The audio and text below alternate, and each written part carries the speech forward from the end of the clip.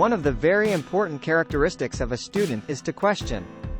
Let the students ask questions. Do we not realize that self-respect comes with self-reliance? A teacher should have a creative mind. No religion has mandated killing others as a requirement for its sustenance or promotion. Great teachers emanate out of knowledge, passion, and compassion. Real education enhances the dignity of a human being and increases his or her self-respect. If only the real sense of education could be realized by each individual and carried forward in every field of human activity, the world will be so much a better place to live in. To become unique, the challenge is to fight the hardest battle which anyone can imagine until you reach your destination. Where there is righteousness in the heart, there is harmony in the house.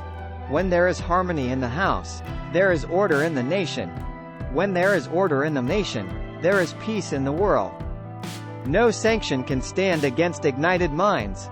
Almost half of the population of the world lives in rural regions and mostly in a state of poverty. Such inequalities in human development have been one of the primary reasons for unrest and, in some parts of the world, even violence. Tell me, why is the media here so negative? Why are we in India so embarrassed to recognize our own strengths, our achievements? We are such a great nation. We have so many amazing success stories, but we refuse to acknowledge them. Why?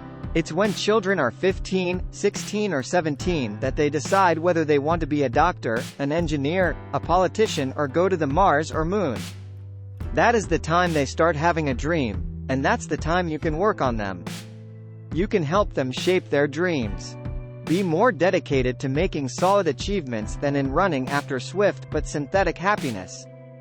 Poetry comes from the highest happiness or the deepest sorrow.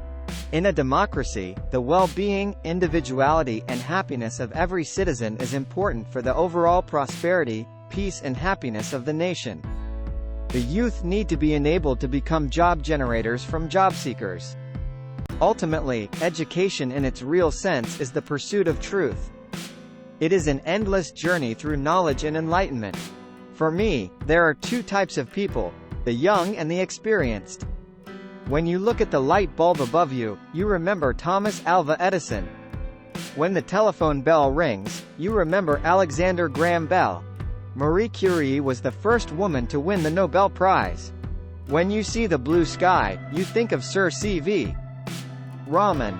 My 2020 vision for India is to transform it into a developed nation. That cannot be abstract, it is a lifeline. Building capacity dissolves differences. It irons out inequalities. Those who cannot work with their hearts achieve but a hollow, half-hearted success that breeds bitterness all around. One lesson that every nation can learn from China is to focus more on creating village-level enterprises, quality health services and educational facilities.